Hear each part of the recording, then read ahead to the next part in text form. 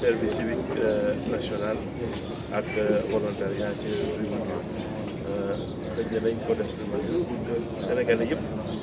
mën a dugg ci civisme ak citoyenneté parce que ñëpp ci lañ bokk bàyyiwuñu kenn ginnaaw muy mag muy ndaw muy xale muy jigéen waaye itam ñëpp ñu nekk ci secteur yi nekk ci lañ bokk donc moo tax tey ci salon international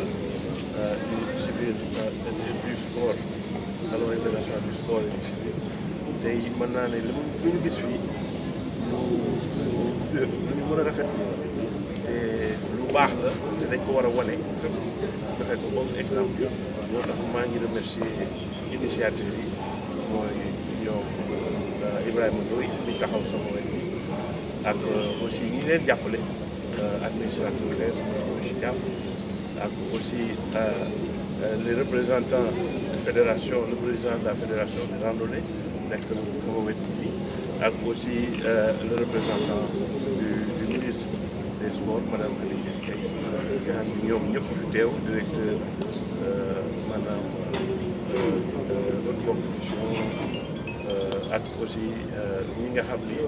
ñoo yore les fédérations maanaam fédération président fédération de handball nga xam ne moo représenté yeneen président fédération donc boo xoolee deux volets pardon moo représenté yeneen fédération lépp day boo gisee ñëpp dañu booloo day nekk benn stand yi ñu visité rek wane nañu Sénégal champion la ñu bëri champion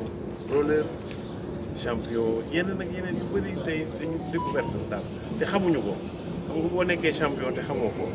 xëj na tey buñ ko wanee Sénégal bu doon góorgóorlu dina gën a yokk góorgóorlu waaw góor day yokk ngóora tey dañu war a wane fierté ak xarañte ci suñu gone yi wane suñuy champion nit ki boo amee lu baax da nga koy wane pour gën a yokk ngóora ñeneen ñi pour yokk aussi ñi gën a góorgóorlu ñu gën di góorgóorlu encore ñeneen ñi tamit ñëw topp ci lépp lu baax nañ ko wane ñëpp ñëw gis ko loolu moo am solo te loolu laa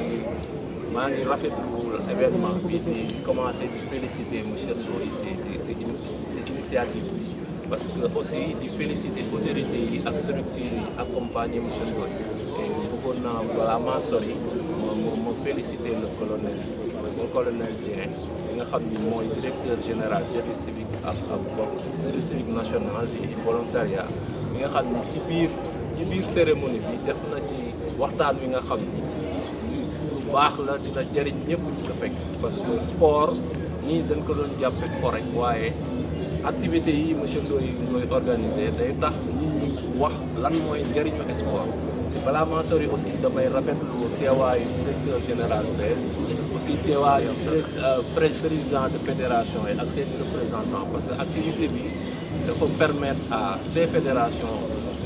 ñu xamal nit ñi seen discipline waaye aussi ñu wan nit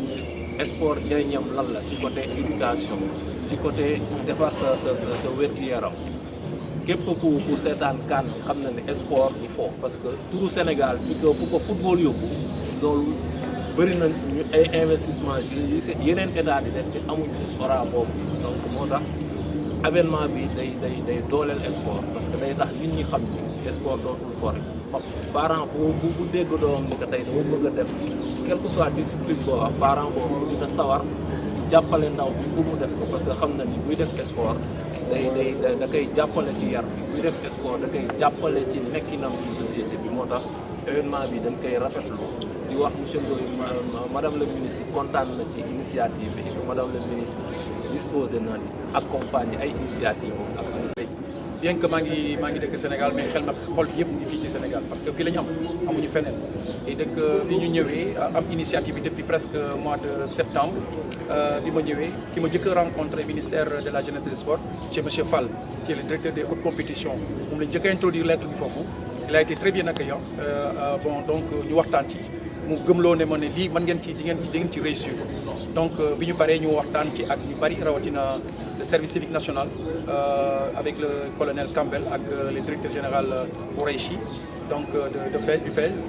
ak yeneen partenaires des GPU ñoom rencontré naa leen à Paris avec le DG Paris Bara Diouf et en même temps le directeur des partenariats Ousmane Diagne. Donc dañ ci ànd ak ñu bari ay sénégalais n'entend plus que même buñ ci defee suñu alal du loo xam ne lu ñuy jiite dañ ko def ngir Sénégal. Donc aujourd'hui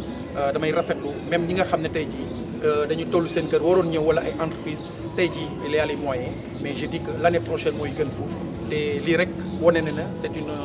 kii la maanaam réussite la et donc ñu ci rafetlu aussi di ci féliciter sur la presse parce que tey jii mbir mi àggee fenn fii presse bi moo tax donc man ancien journaliste laa woon et donc maa ngi rafetlu seen liggéey di ñaan yàlla rek li nga xam ne moom lañu entamé du loo xam ne jëm ci wàllu événement rek mais dañ ko def ngir fédération yi ëllëg si biir naka lañ mën a amee benn business model bu leen di indil xaalis loolu dañ ci travailler ak ñoom en même temps aussi ñi nekkee ak seen diaspora bi naka lañ mën a jàppalee li nga xam ne jëm na ci accompagnement bi ñu leen di gërëm di leen sant ci mbir